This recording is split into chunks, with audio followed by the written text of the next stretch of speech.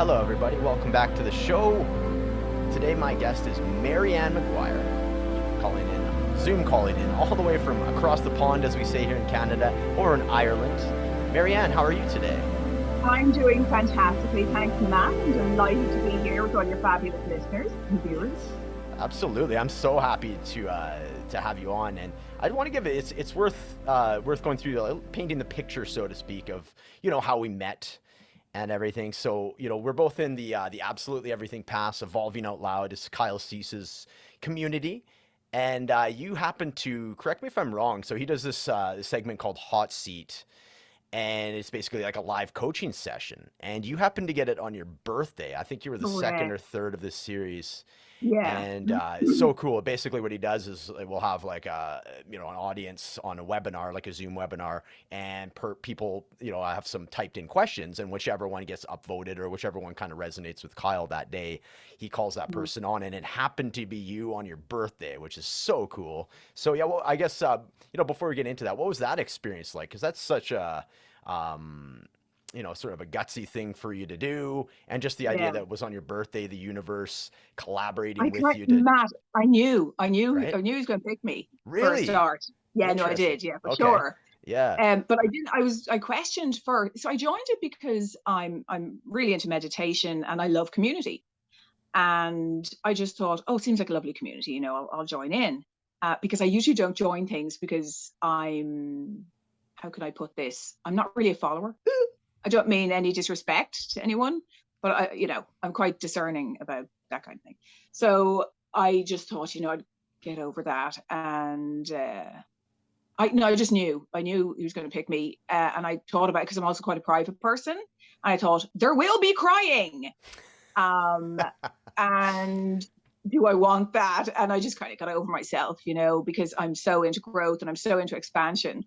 And yeah, so I just did it. And to be honest, it was absolutely fine. I mean, basically, yeah, there was a lot of crying, but that's part of my what I do. Like, I literally wrote a book about this, connecting with what's holding you back or whatever energies are arising. So I'm so, I'm very smooth, if you know what I mean, energetically about this. I welcome it. It's like, I want it gone, I want it gone, I want it gone. This is great. Something else.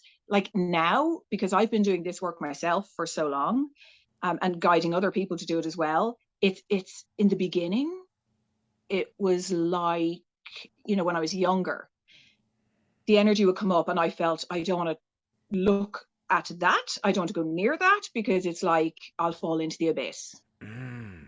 And as I received guidance, I started to soothe myself, and I downloaded the Becoming Aware listening practice, it's called, and just a few very simple steps to that I share with people to meet that moment. So to meet that present moment and meet what's arising without resistance. And oh my God, it's so amazing, because what happens is you don't have to worry. And you realize when you do it a few times, there is no abyss. It's all in your head. It's all an illusion. So it's so expansive. And whatever's coming up, you just allow it up. You one of the steps is soften to listen. And it's about giving yourself permission more than anything else, and being willing and comforting yourself and knowing that there is no abyss and it's okay to feel these things. And you become like the adult energy kind of for that energy that was frozen, so to speak, in your childhood, in your biofield. It's like a standing wave. Like it's really amazing, because I'm into sound healing as well, and I use tuning forks. I mean, it's literally a thing. It's not a concept, which it's so amazing. I think that's part of my work, to share with people that these things that I talk about are real. So when I talk about intuition and, the biofield, it's not just, oh, isn't that a nice concept? In our imagination to make us feel good. No, it's real, which is so exciting. So when you allow this energy up and out, you're really giving yourself a huge gift, because it's gone forever. Now, it is like layers of an onion, because we were conditioned. There's more, sorry to say. But at this stage, because I've been at it for so long, like literally years, um, I can feel every time I do it, and the people I work with, they tell me the same thing. You get lighter and lighter and lighter and more expansive. And it makes room for you to receive new, like information. But even I don't like that word information. It's wisdom and truth, Mm. really, would be more accurate. And just the spaciousness. Oh my God, Matt, it's so fulfilling. Like every single day, it's just so fulfilling. And it's not like, oh, you're happy forever. So you're happy forever. It's more like you accept the fullness, the full spectrum of the human experience, while you're completely married with the divine. So you're exquisitely human and Mm. magnificently divine, and you're walking that path every day. It becomes very exciting and like something to cherish rather than resist.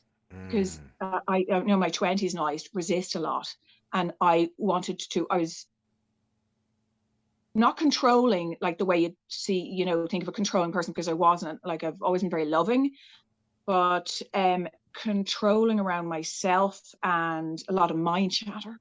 Oh, bloody mind chatter. God, thank God that's gone. The mind chatter was a right pain in the backside, because it gets in the way. Um, but just that kind of trying to control life, trying to control what I felt. Kind of, that feeling of swimming against the tide of life, Mm. pushing against life, like Mm-hmm. everything's so hard and struggle.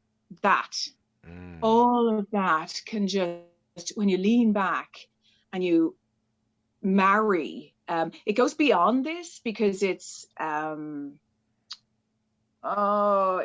energetic thing, but you can also bring like masculine and feminine energy into it. So when you marry both of those, Mm. because that's a piece of it that I almost don't want to talk about, because then you can kind of intellectualize it, and, well, what does she mean masculine? What about me? Or what if you're gay or something? So you don't want to like overthink it, but there's definitely power in, um, by the way, if you're a man, it doesn't matter. Men have feminine energy and women have masculine energy. Or if you're in a same-sex relationship or whatever, nobody is excluded. You um, and when you merge leaning back feminine energy with masculine, like strategy and that forward movement, really magic can begin to happen. And then, because my work is very deep, I go beyond into oneness, where Mm. gender doesn't exist anyway. But Mm. I'm just referring to that energy. I'm just, because we're here on planet Earth, and we can't be up in the heavens all day long. We have to be rooted on planet Earth in our bodies, Mm. and Mm-hmm. strategy is important. I adore my masculine side. Like, I Mm. absolutely adore it. And it's totally married with my feminine. And those energies work together. And then, go beyond. But I better stop talking. I've been talking a lot. Did you have any questions? Oh, absolutely. I have, well, at least five different topics that we can now branch off into based on what you said. A wonderful opening monologue. So many topics and just wonderful things that you said. The first thing I want to start, and you sort of touched on it, you mentioned, in your 20s, this mind chatter. Let's go back even further. I'd love to hear your story from like Yeah. childhood even. Like I can imagine that, this swimming upstream thing, Yeah. you aren't the way that you're appearing right now, very expansive and very articulate, certainly wasn't always how it was. I'm imagining that anyways. So No. It was what were no. the life events that brought Mm. you into the life that you're currently living? Let's just get a little backstory on you. I'd love to hear your story. Sure. Sure. No, if I'm honest, there was a lot of fear in my childhood. So, just to jump right in, I never forgot where I came from before I came into the physical. So, merge that with a profound spiritual experience I had when I was around 6. Mm. But I kind of always had, there were many spiritual experiences that happened to me. Um, I had, so I kind of always knew I was I always knew about reality and how this world works.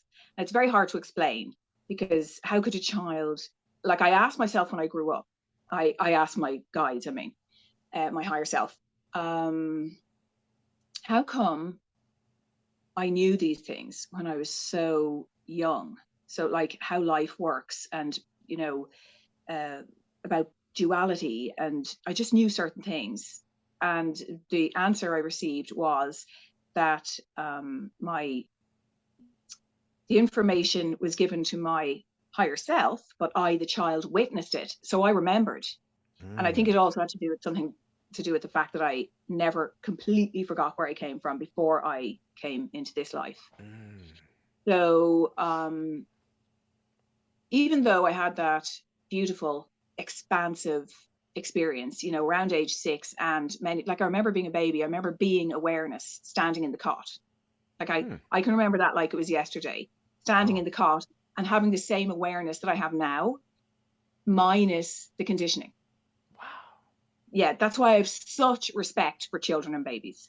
Yeah. I love them so much because I remember being a baby and I remember how, like, people think, oh, well, people have these horrible ideas. Like, you hear some people saying that they're stupid. They're not stupid. That's a ignorant thing to say.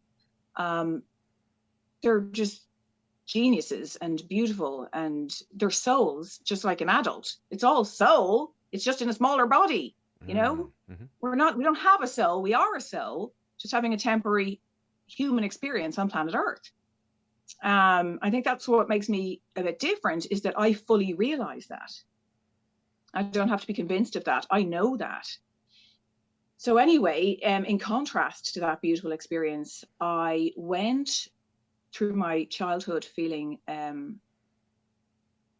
a lot of fear because I was squashed. I had a very dominant father, and it was kind of like a Victorian upbringing. So no hugs, no I love yous, very strict.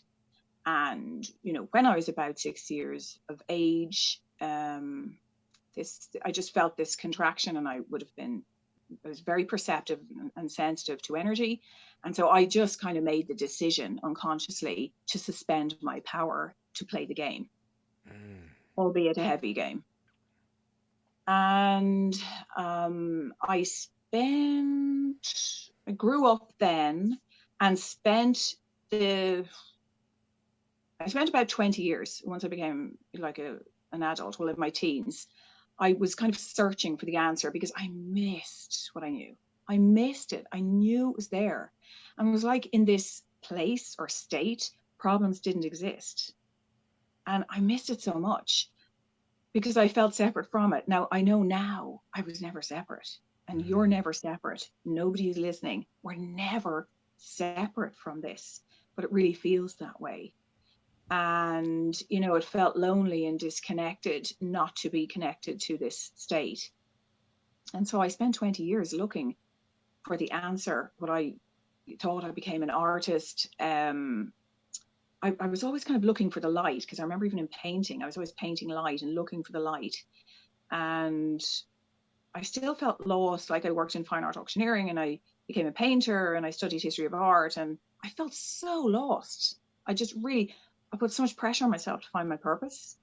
Um, and basically about 20 years later, I stopped. I felt something building in me one day and I stopped and asked the question to my guides, you know, to my higher self, after all this time, after all the searching and discovering and study and seeking, what is the most important thing we can do to find what we're looking for and be happy? Mm. And I received the answer from the field of awareness, and it was let go of struggle and know who you really are. And in that moment, and for the next 2 months, I received a way to use the childhood experience that I had, the profound spiritual experience that I had, and I received spiritual download about how we can be happy and how we can let go of struggle. And I applied it in my own life. I had to embody it first before I shared it with others. And I stepped out of the box I had been put in and into my true power. And this is my desire for you. This is my desire for other people who are ready for this, because the time has come for us to realize that we are not our minds, we're not our thoughts, we're not our accomplishments, our achievements, we're not our bodies. You know, we identify with all of these things. We have these things, but we are not this. And the time has come to step into our own power and into who we really are. So it's my passion to work with people to help them to access their truth so that they can live from their truth and be creative and tap into their intuition rather than from their conditioning. Ooh, that's a great Mm, quote, great final quote. Tap into your intuition instead of the conditioning. So I love it. Okay, mm, so one question that does come up, and that's all brilliant, and thanks for the backstory. It sounds like, yeah, yeah. that's fascinating that you were very in touch from an early age with this idea that as you came into this world, you still had a connection with what is before and after this life that we have in this human experience. Very, very interesting. So one thing that came up is when you're mentioning to, you're not, your life circumstances, you're not certain things. So then what would you, when you're working with people, what do you look at as what you are then? Is it something that's like less tangible, like you are? How would you fill that in, and how would you help somebody find that about like what you are, what Well, you truly are? there is a process because I've a structure, the 3 stages of awareness, and that's a structure. But also when I'm working with people, I work with them depending on their needs and depending on who they are and what's going on in their lives. Mm, But at the end of it, they realize that they are not the circumstances of their lives. Instead, they are eternal, infinite beings with access to, the quantum field, divine intelligence, divine love. And they can tap into this. They realize it in their heart and soul. I own it now. I have a gift for seeing people beyond their conditioning. So I activate them. mm, But I don't in any way want to say, oh, I do this. It's they do it. They have the power. My whole thing is to make it, they're the ones with the power. So I encourage them and I uplift them always. They're the ones with the power. I'm the facilitator. yes, Um, yes, Very important, right, because some people want permission, and I see some people saying, "Oh, I give you permission," and that feels contracted to me.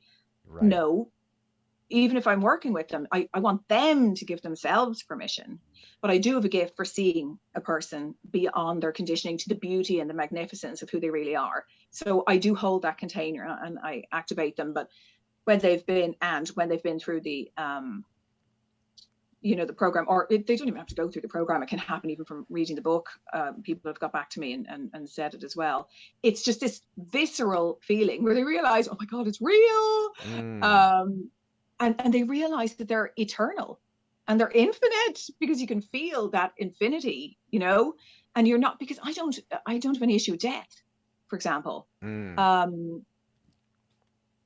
because to me, there's no such thing. Now, obviously, the physical body dies, but that's it. I mean, it's right. like if you have a haircut or something and the hair is on the floor, you don't need it anymore. You don't think about it. It's just gone. And I know that's a bit weird, but the body I mean, it's magnificent and it's a miracle, but it's still a vessel that we use. I mean, it's an amazing temple, but it's temporary. We're not temporary. You are Mm, not temporary. Love is real. Unconditional divine love is what is real. You are that. You are oneness. You are presence itself. You are real. The body is temporary. It's going to come and go. And yeah, it's actually a powerful meditation to meditate on that, not in a morbid way or anything. But there's right. absolutely no reason to be scared of death Mm, because you don't die. It right. you just don't. It's just a movement Movement. in consciousness. Yeah. It's just a further expansion where you drop the body and there's nothing to be scared of. Everybody's so scared of, I mean, obviously I don't mean to be flippant. It's just because I never forgot where I came from. I'm like, oh, it's so beautiful. It's so profoundly, ineffably beautiful. Mm, you know. I don't want that to be taken up the wrong way, though. Obviously, if we've work Sure. to do here, and let's stay here for, Yeah. the perfect time and enjoy every moment. I'm Right. just saying, maybe let go of the fear of death, Yeah. because we realize you're eternal and so incredibly expansive and connected to. When I say oneness, I mean it's real. It's real. Some people might say God or source or um the superconscious or whatever. It Right. doesn't matter. You can't name Yeah. it. I mean, don't even try. Right. But it is actually real, and it's who we really are. Like that's the Yeah. truth. Who we are. So I love this, and we brought it up. Actually, when you were mentioning the whole, the first few minutes that you were speaking, you mentioned such words as resistance. We're talking about like the Mm. struggle, the abyss, and and the mind chatter. So to me, that is my main barrier, right? Is the mind chatter, the ego, the persona, and I still put up some resistance in my life that is based, I'm imagining, or I'm fairly certain, that's on conditioning and past stories. And these past stories don't even feel like they're necessarily my own. There's this like regurgitation of like social conditioning, my parents' voice, my inner boss, right? That I still have this like, oh, you should, the pressure language, you should be doing this. You're supposed to be doing this, right? So I know a lot of people, my friends, a lot of other people that I work with as well, that have that threshold, that barrier that does get in the way, the resistance. So, how do you sort of reconcile that, or what kind of work can people do? You've mentioned meditation. I imagine that comes up.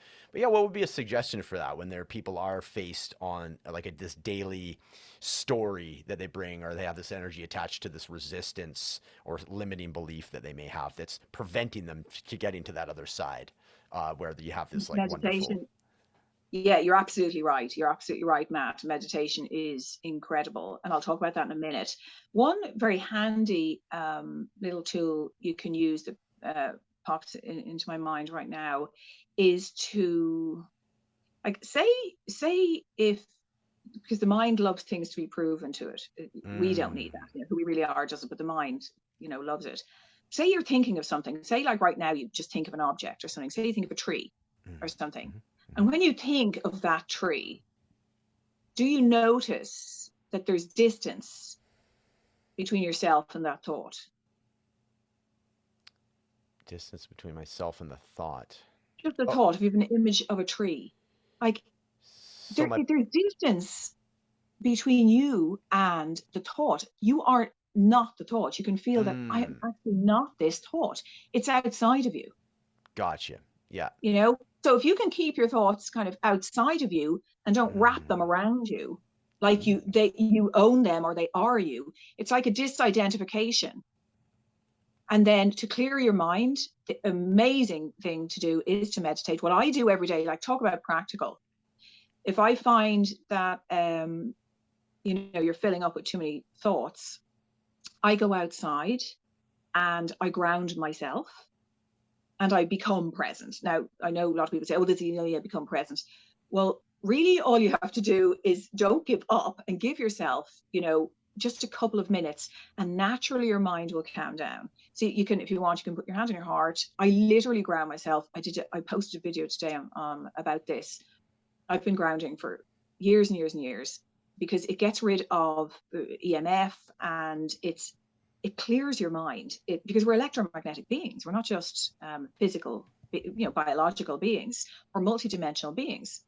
And so this is all to do with electricity. And believe it or not, it's an amazing way to clear your biofield and your mental body.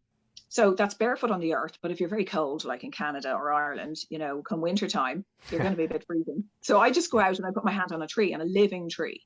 Okay. You're grounded. Like, you can measure this. You get this little machine that measures it. You just Wow. touch something and the numbers go up. It's amazing. Like, So it's cool. it's proven. It is That's amazing. so cool. Very Don't I cool. can't start talking about this because I won't stop. But anyway, you, Yeah. you can measure this, and so you make sure you're grounded. Literally, I mean, come on, what could be easier? Touch a tree. Mm, You're gonna have to get a park, anywhere. You can meditate and picture your root chakra going down to the earth if you want, but if you can, it's amazing if you can get grounded. If you want, you can put your hand on your heart, just because then you're shifting, you're dropping down from the monkey mind into your heart, and you just become present. Of course, being out in nature is so healing. Now, if you're going to stand there, you might, and you're not used to it, you might find yourself going, hey, nothing's happening. Come on, come on, come on. Nothing's happening. I'm going now. I'm giving up. Mm. Don't Mhm. give up. Just don't. Like, give it even 2 minutes, and don't have any expectations, because people go into meditation like they want to grab something from the now. But you can't grab anything from the now, because the now is just a now. And if you go deeper, you are the present moment. Like, you are presence itself. You can't grab something from it because it's always out of arm's reach, always out. But that's because you're not separate from it. Stop thinking that people think they're, sorry, I'm not talking to you, Matt. One thinks, people think that they're separate from it. But that's what I'm trying to say. If you can just come into yourself and realize, oh my God, I'm not separate from this. It's part of who I am. And always remember, don't give it so much importance. The mind chatter, thoughts. Stop giving it so much importance. Mm.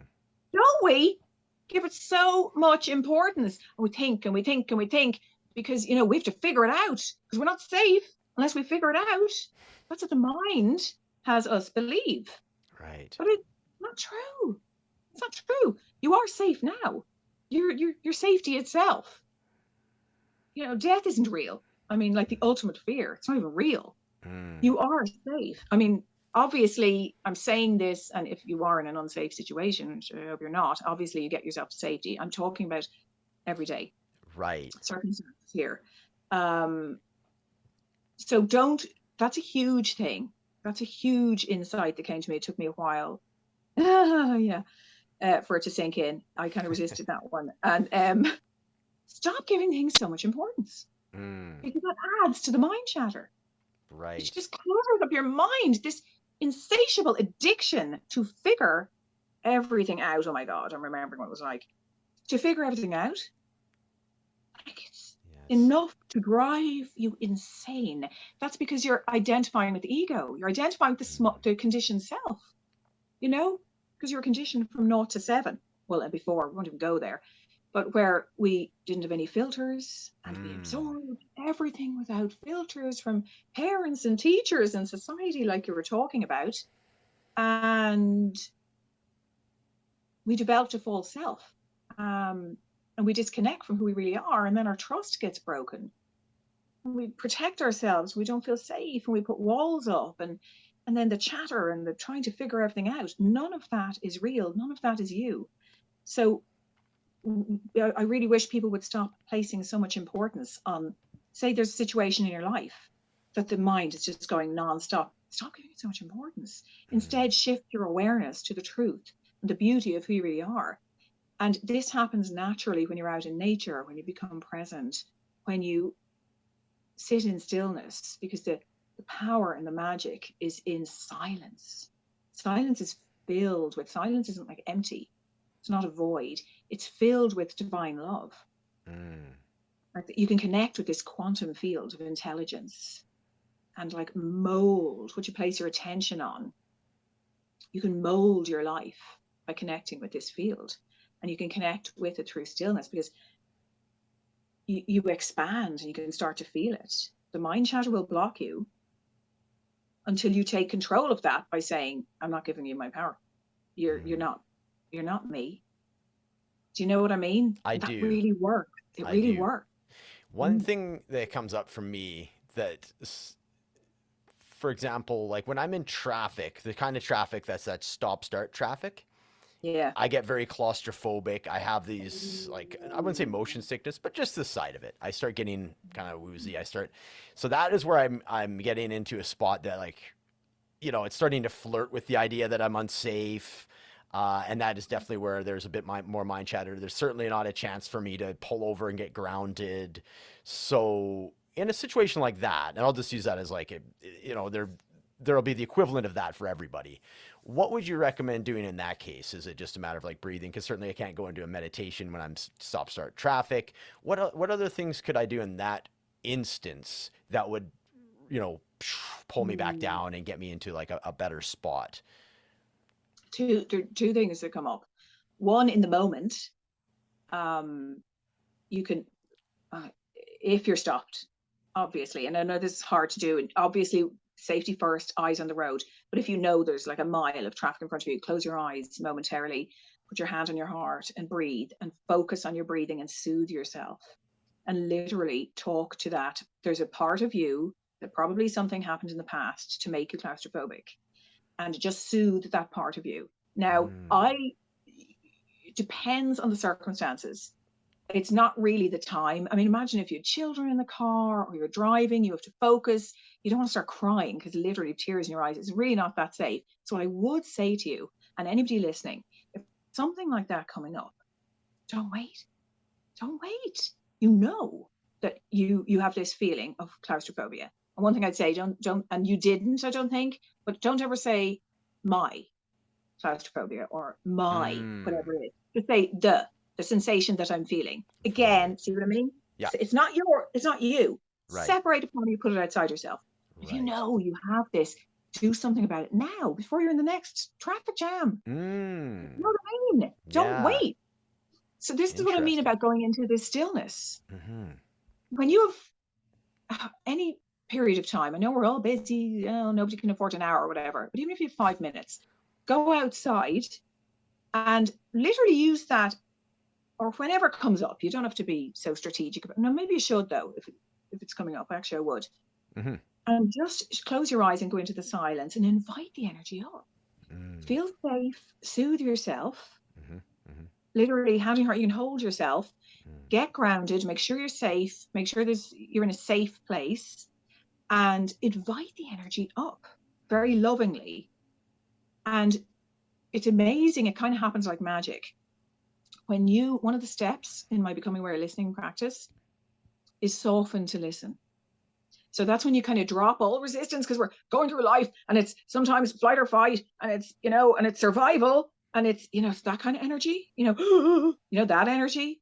So just like completely relax your body and give yourself permission to soften. And what happens in this softening is your higher self knows. It knows.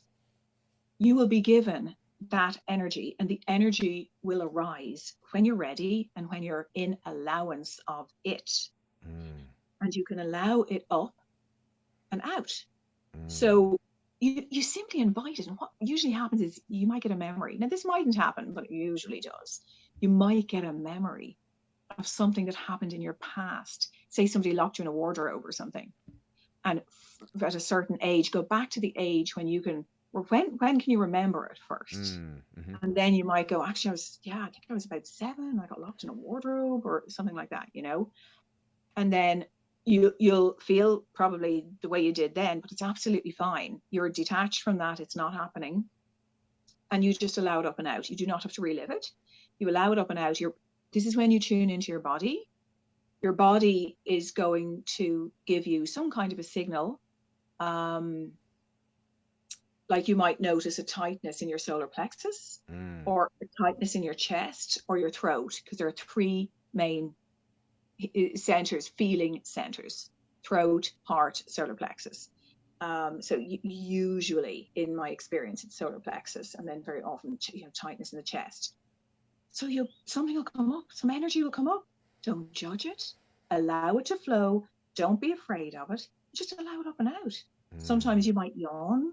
That's literally releasing from the throat chakra. Very often, like, tears will come. So just cry. Give yourself permission to cry, because just say it was something that happened when you were 7, and maybe you didn't allow yourself at that time to cry. Or sometimes you want to run away, or you want to get out. Just say you were banging and you froze in terror. Your body might want to move. You might want to kick. Allow it. Allow yourself to, even on the spot, or to run away. Literally allow anything that's coming up to happen. Usually 95% of the time, it's going to be crying or yawning or something. But if your legs, if you want to move your legs. Because maybe when you were a child, you were stuck somewhere and you couldn't. So that somatic reaction has to happen to be, so that frozen energy, that standing wave, can be released out of your biofield forever. And then you're free. You're free. I mean, it's amazing. It's amazing. Oh my God. It's happened so many times to me and to the people I work with. Yeah. It's Just like so a amazing. discharge, an energetic discharge, Yeah, whether it's like, like arms, legs, like you say, crying, maybe laughing, I'm sure that, shaking. right? Laughing has happened several Yeah. times. Laughing because I wasn't allowed to laugh very Right. often. It's so frigging Victorian. Yeah, it could be laughing. I Right. remember giggling in school. You Yeah, weren't of allowed to course. giggle and all Oh, that yeah. rubbish. Oh, yeah. Yeah, Yeah, yeah. nervous giggling. Yeah, and then somebody else beside you starts doing it, and then you're egging each other on. It's like, yeah, harmonizing with each other, and it's just like you don't even remember why you're giggling in the first place, right? Yeah. I just see his shoulders moving. It's like, Oh yeah. oh Yeah, God. right, right. And then somebody snorts because they're trying to hold it, right? I'm like, oh, that's it. It's done now. Yeah. Such a great Yeah, feeling. Such a great it is feeling. great, but it's Uh, still repressed. It's still yeah. repressed, Matt. So Right. you're right. If you feel Right. like laughing, laugh. And another thing is shaking. Yes. Shaking. I've started Shake doing this. your body. I do Yeah. that. I do this for years and I've never seen anybody else do it. But say I was in the car or something and it stopped, or even as a passenger or driving or whatever, and oh God, you get this kind of shock. And you can Mm. feel the cortisol. You can feel the stress Mm. hormones coursing through your body. So I go like Right. this to get them Yeah, out. I've yeah, done that yeah. since I was a child. And I've Okay. never seen anybody else do it. I don't give a crap. I don't care. I just do this. I don't care what I look like anymore to Yeah. anybody. And it goes. It goes. Yeah. You're It's literally amazing. discharging. You're shaking it Yes. off. Yes. Oh, I love So I this. really advise Yeah. anybody to just shake their body, like Shake. really bring your body into it, make Yeah. it a somatic experience. Instead And of that's keeping why it stored in meditating, there, right? Yeah. yeah, Yes. meditating. I will stop talking, but I just keep No, meditating. keep on. It can be quite masculine sometimes, which is wonderful. I've just already said I adore the masculine. Um, but to sit in meditation is quite a masculine thing to do. If you want to bring the more feminine energy, whether you are a man or a woman or fluid, whatever, um, you can bring movement into it. Mm. When I just movement, you don't have to do some, amazing dancing or anything, like, because then, it's more, because if you're on your own, it's just like moving your body and being very intuitive. I mean, dance is amazing, but I'm just talking about for this. Yeah. Just literally, and it doesn't even have to be graceful. Just move your body, Yeah. because sitting there for hours, and I've done like 4-hour meditations, I've done longer, but it gets a little bit restrictive. Mm-hmm. You Yeah. might want to walk. I do walking meditation all the time. You can meditate anywhere. My Yeah. thing, once I developed, I kind of wanted my life to be a meditation. So while I'm cooking, or it's just so cool. Oh my God, it's all so cool and exciting. Yeah. I'll stop talking. I'll just stop talking. I'll No, it's just keep brilliant. going I love forever. all of this. Yeah, we're getting into, like, so this meditation, the different ways of meditation. I know what you mean. Mm, Sometimes when you're sitting or laying there, I will just start yeah, just kind of intuitively moving, especially when I'm doing like a breath work session that's sort of coupled with the meditation. I find the breath work, like you say, it gets a little bit constrictive. That's how I perceive it. So I have to start, as soon as I start moving my arms or legs in a different way, it really yeah, opens me back up, right? So I love the yeah. advice here. I want to Follow get your into. intuition. Yes, Follow exactly. your And that's what intuition. it is. I just do it. I don't care about how I'm looking because I'm by myself anyways, right? Yeah, And it feels great, and it really recharges and rejuvenates the experience for me. So I yeah, totally get what you're yeah. saying. I've been starting grounding this last summer. I Really? made sure when I was feeling my usual way of avoidance, or my avoidance technique is distracting. So if I have a fear of loneliness or something comes up, oh, I'm not lonely. I'll check my cell phone. Somebody check, you know what I mean? Oh, So I no. often will bring up either an achiever or a distractor energy in Yes. order to whoop, push those feelings back down. So when I would get Yeah. those, I would go outside, I would ground, bare feet to ground, to my Fabulous. backyard, watch some clouds, and just allow that energy and get curious about it, right? So that was, and Yeah. this is new. Like, I'm 41 and I'm just, just getting into this now. So what you're saying Fabulous. is really resonating with me. I really want to Mm. talk to you about like the sound healing part, because we've kind of touched Okay. on some of the chakras and some of this, like, the biofield, and it's just another way of and this is going to lead me to another question coming out of it, but the sound healing part is like just another way to unlock some of this energy that there might be a blockage in somebody's like throat they Mm, from like the lack of or perceived lack of being able to express themselves. So this could be from childhood, mm, it's echoed into their adulthood. And so the sound healing, whether you're talking the tuning forks, the Tibetan singing bowls, even just musical compositions that have these certain frequencies mm. that are literally tuned to certain chakras in your body, can help release that and get the energy going as well. Has been my take on my experience with it. What has been your experience with sound healing? And yes, there will be a question at the end of it that's going to kind of circle back into something else as well. I'm just reminding myself. So, You can also chant or tone. yeah. Tone. That I've started to do that because I have a mushroom house, Matt, and it's like a toadstool, and No way. yeah, it's so cool, and it's heated and it's got electrics and all, but it's got amazing acoustics. Oh, so cool. And yeah, so I've started to, since I discovered, I didn't do it for this, I didn't um like I built it for the children, and now they're not using it, and I'm like, God, the acoustics in this is fantastic. So I might, just to challenge myself, record it. And I think I'll do one of those loop, excuse me, get one of those loop things because I'm being called to do that. But you can Mm, tone, and that opens this chakra as well. So mm. I'm in love with sound. I've got this thing about sound. I've got this thing about a couple of things. I've got a thing about helicopters and everything about sound. Um, and I'm not sure why, but I it just gives me, my body responds. It gives me goosebumps, and I get tingles, like here in my crown chakra, with Mm. certain frequencies. So I have certain favorite. Oh my God, I love bass as well, because that bass really opens up the root chakra, and I mean I can feel it. And before I knew anything about healing as such, before I explored using tuning forks, for example, in the biofield, sometimes I just hear a piece of music and there'd be bass in it, and I'd be like, wow, and I could really feel it, like it really ground me. Um, Music is very, or sound is very primal, and it's very immediate. It's not conceptual. Like you can feel the vibration in your body. Um, and obviously, there's stunningly beautiful pieces of music which affect your heart and your emotions, and then even drums. Like, talk about primal and that communication using drums. That back, how our ancestors would have expressed themselves. And then people say, oh, 525 hertz, 525 hertz, for example, is the miracle tone. And um I'm kind of like, yeah, yeah, maybe, but I think everything can be a miracle. Everything, you can use all tones, you can tune into them. I do have, like, I have a set of forks, and I use them to create frequency, because everything's energy and everything's frequency, and sound is frequency. And we can dislodge energy from, when I say biofield, I just mean your energy field. You can dislodge energy using sound. I mean, they use, what is it, to if somebody has kidney stones, use sound Mm. Right. to Yeah. dislodge the stones. I mean, it's really powerful, very powerful.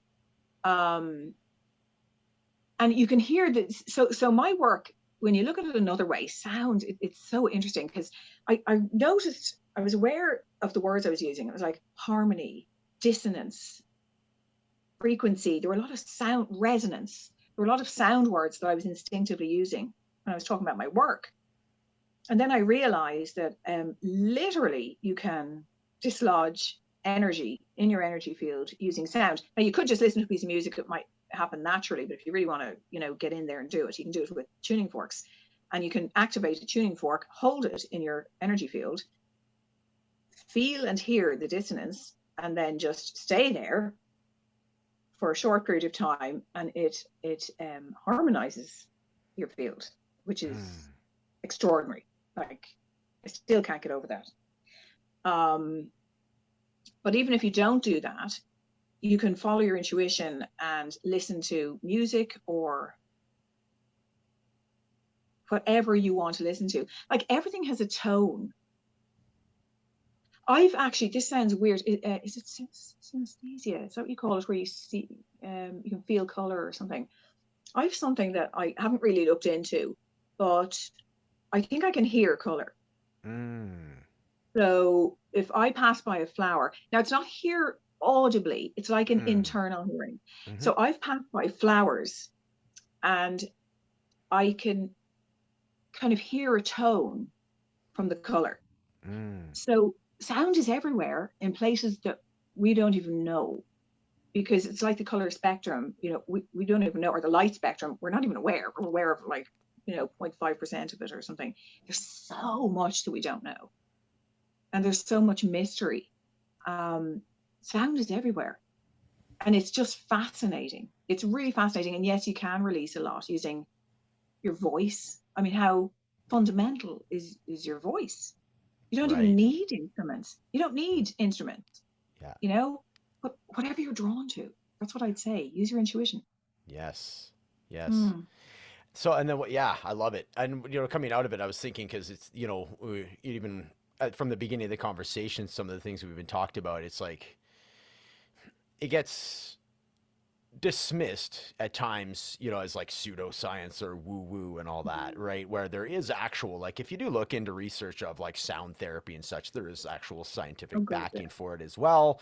And you talk about like intuition, there's these things, it's like, it seems like the things that are mysterious and like we've talked about in this conversation too, the brain wants to like identify with it or compartmentalize it or have evidence prove that will exist, right, or can exist, versus just following an intuition, right? So again, that shows up for me as a limiting belief. It's like the kid that wanted to be proven that Santa Claus isn't real, right? And then when I found out he quote unquote wasn't real, I was so disappointed. And I spent a lot of time reconstructing how he could be viewed as real, if that makes sense, right? So like building back up that belief in a redefined way. Mm. So yeah, I guess it's more just an observation. It's how a lot of the stuff that's deemed like alternative health to me is like there's nothing really alternative about it. It's something that's so part of us that we've gotten away from over the years. Where granted, modern science has done a ton of good, but at the same token, Mm. it's in a way it's removed us from some of this like fundamental things that we as humans have been should be in touch with from the time we're born all the way through our lives, that being like intuition, grounding, and these things that you've been talking about. So I guess more of an observation. I don't know if I really had a question ready for you for that one, but yeah, just the idea of like the idea that the brain wants proof or like the mind wants proof, yet Mm. all this stuff is just kind of it's there and it's like it's almost like an objective truth. It's just kind of like, well, the grounding and everything's been here since the beginning of time. Do you really Yeah, need before me to humans prove this were again? around. Right? Do you need me to prove Yeah. this to you? Right? And it's so Yeah. subtle and it's there for us and it is unconditional, like these types of things that we're talking about. So more of an observation. Sorry, I didn't have a question ready for that. Yeah, absolutely. It's like, the way people get very scientifically minded. I mean, I love science and all that, but it's so limited. And you have certain Ooh, scientists who are like, no, this is not the case, because they just believe in something, right. and they will literally say that's not true because we haven't discovered it yet. Look at all the things that are still mysteries yet to be discovered that are exist. It's in existence now. I mean, Right. electricity was around before humans were around. Right. just Yeah, good because example. just because it wasn't discovered until whenever it was discovered. I Yeah. mean, it's we have to be like little children, and we have to have open minds and stop being so judgmental. And there's mystery is so delicious. Let's embrace it. Let's embrace the Ooh. mystery and stop trying to analyze it. Ooh. I love that. Mystery is Mm, delicious. Ooh. mm. Very good. Very good. So, Marianne, I have a few questions that I want to ask you before we wrap up. I already have an idea for a part two, potentially part three, if you're up for it, because this is like there's so many different conversations that we could make episodes of. We've covered a lot of topics here, which is amazing. And then I also want to give you a chance to. You do have a book. You planted that seed earlier. You mentioned that there is a book, so I want to give you a chance to mention to everybody where you can find that and all that. But before we get into that, a couple things. So why is intuition in your opinion? Why is intuition so important? And you've mentioned it's like it's so important like now, like nowadays more than ever. And I'm feeling this too, that there's like this people are waking up, you know, around me and myself. I feel like I'm waking up and I'm getting like this higher level of consciousness that I definitely didn't have a year ago and certainly not 5 years ago. So what is like, why is intuition so important in your opinion? I'm utterly in love with intuition because it is the connection with who you really are. Mm, So, what I was speaking of before about how we're conditioned up until the age of 7, we're in basically a state of hypnosis, and you acquire this false self. And most people live from that false self.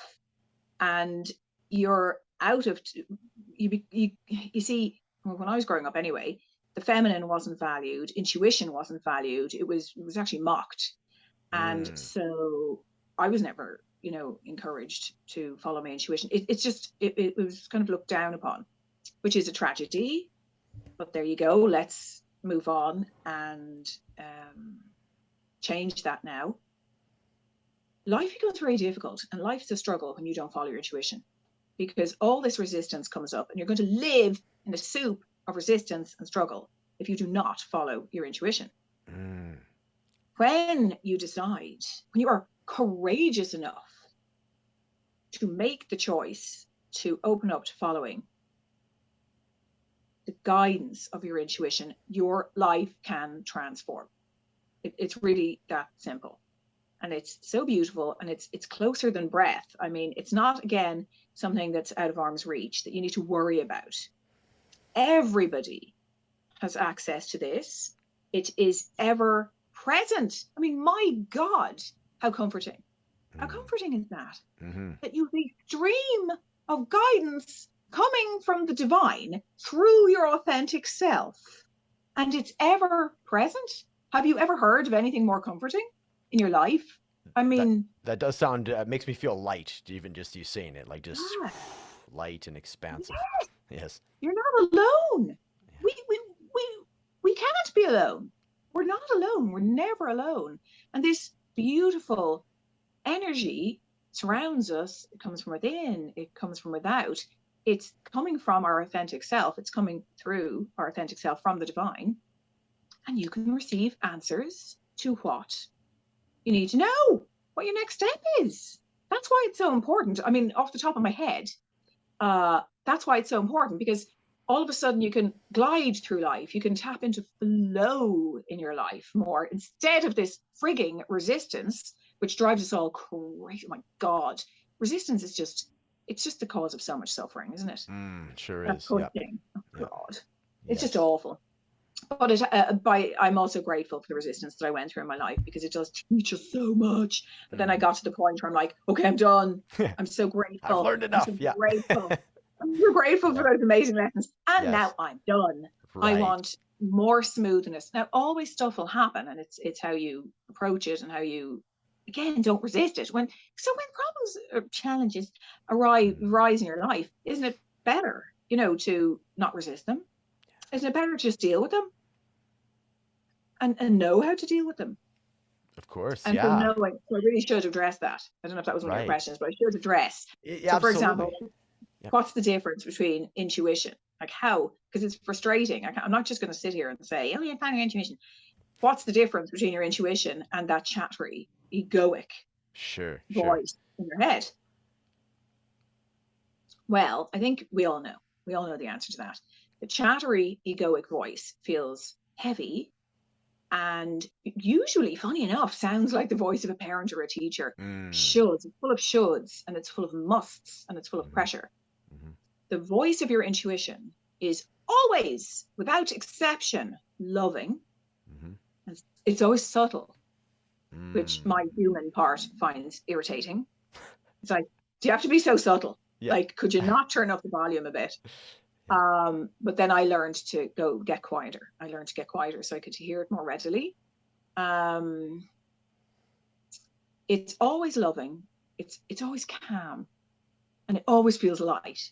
So again, what can you do?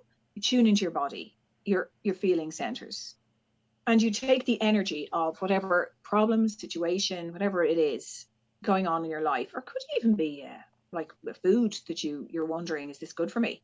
Like gluten or dairy or something. Small things, big things. Should I marry this person? Should I eat bread? Like everything, everything. Why not? It's all part of life. Mm-hmm. And you kind of hold the energy. I don't mean to sound abstract by that. You can't do it wrong, okay? I don't want to leave anybody out here. Just hold the energy of think about the problem. I don't want to say think because I don't want you in your head, but kind of drop down and just hold the energy, clear your mind a bit. And just ask yourself, or even go to the outcome, if I, marry this person or whatever it is, how would I feel? And you tune into your body. You're out of your mind. You're out of your mind. You're in your body. How does it feel in your body? And usually in your solar plexus or your chest, usually you will feel either light, like you just said, and expansive, Mm-hmm. or heavy and contracted. Mm-hmm. So if you listen to what your body is telling you, you can actually get the awareness, get the answers for what you're asking. And the reason you feel light and expansive is because that's your true nature. You're resonating with more of what you really are. You are light. You are expansion itself.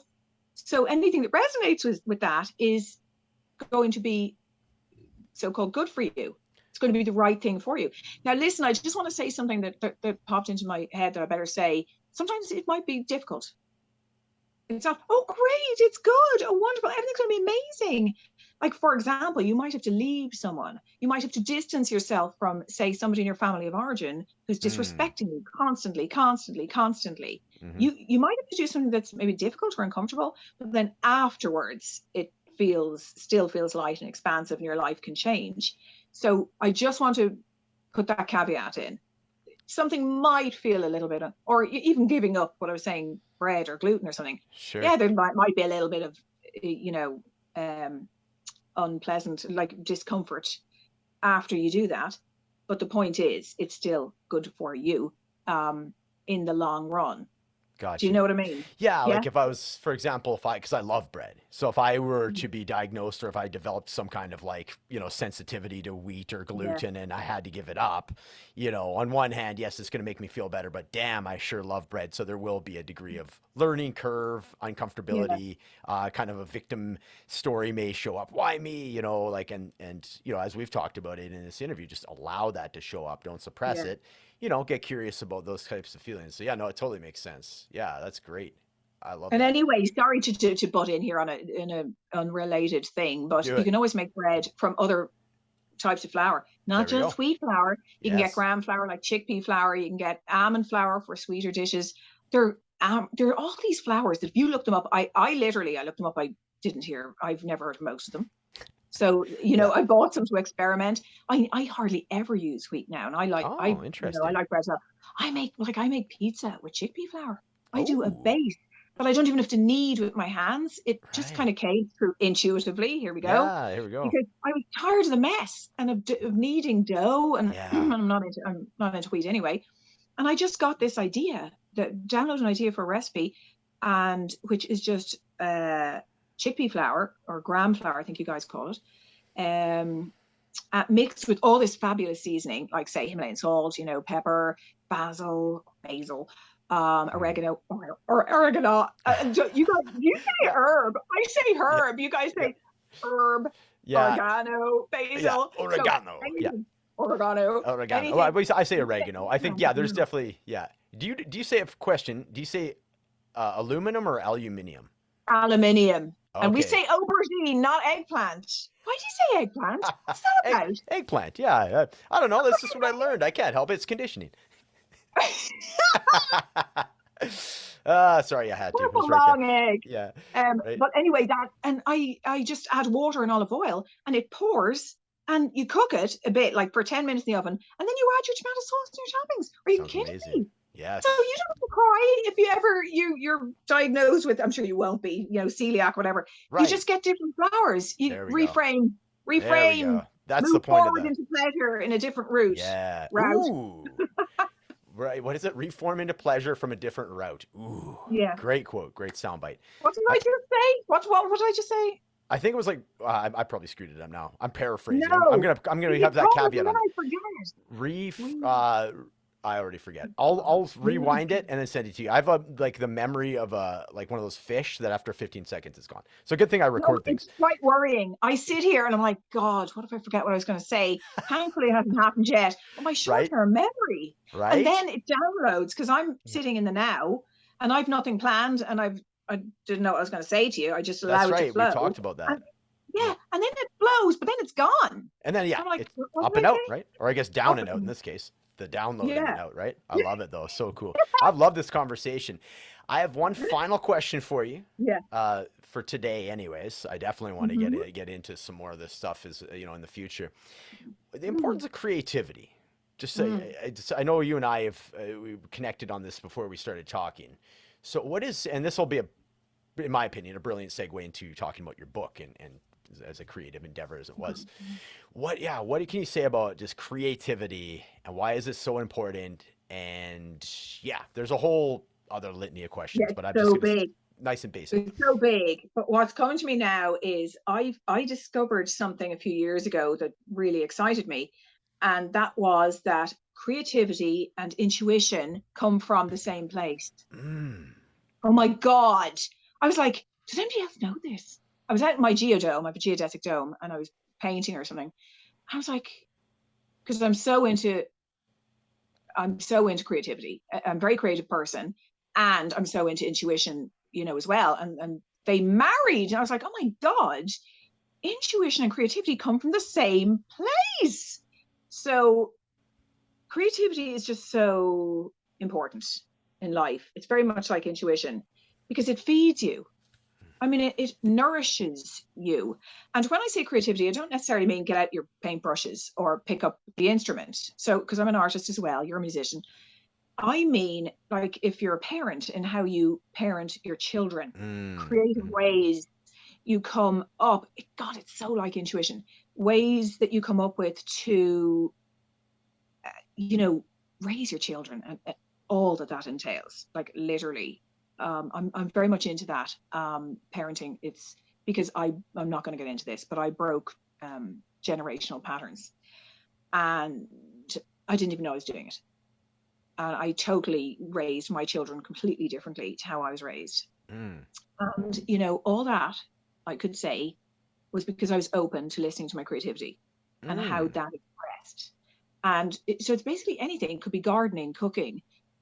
Especially in business. If you have a business and you're doing content creation, how you write a post, writing. I mean, it's all like, for example, I tuned into that book, the book that I wrote,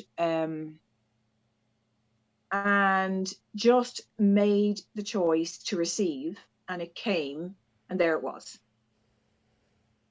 And I kind of, stood back from it after being kind of in a, no, I don't want to use the word trance because it wasn't, but I received it, and it was so juicy and so fulfilling, Matt. It's That's why we should be creative, because it's so fulfilling. Mm. Because Mhm, life can mhm. get the minutia of everyday life, and we can get bogged down.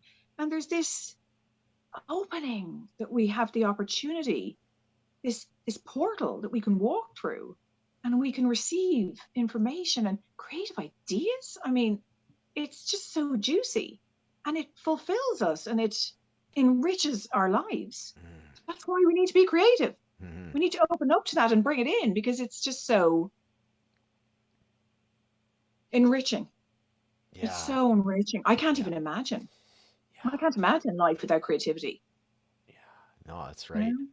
I love that. That's great. And that, to me, that's a whole nother, potential episode that we could do. Just creativity, the importance of it, and how, yeah, exactly how it can enrich one's life. And, there's so many for me, and I'll just have final, note on it that I've noticed, over my years is like people that have been creative initially when they're a kid and they were told perhaps, you know, by a parent or a teacher, oh, you can't sing, or they have a poem they hand in, like, oh, scoff at it. And then they never try it again, right? It's like something from like 7 years old, they stop. Whereas if that happens in athletics, it's like, oh, you missed that shot. They don't go, oh, you'll never be a basketball player. Stop trying. They're like, let's get you a coach. You know what I mean? And Good they just like point. keep Yeah. working at it and then build the Yeah. person back up. Whereas with creativity, so many people I've found have just had it hacked out from underneath them and they've never tried again because they don't want to have that experience of being humiliated by saying they can't sing. And yet Mm. they have a beautiful voice and it just wasn't didn't have a chance to cultivate, but they have this like limiting belief from like 7. I can never I'm not artistic. I'm not creative, right? I find that so often. And that's why I am like you. I just find it so it's enriched my life.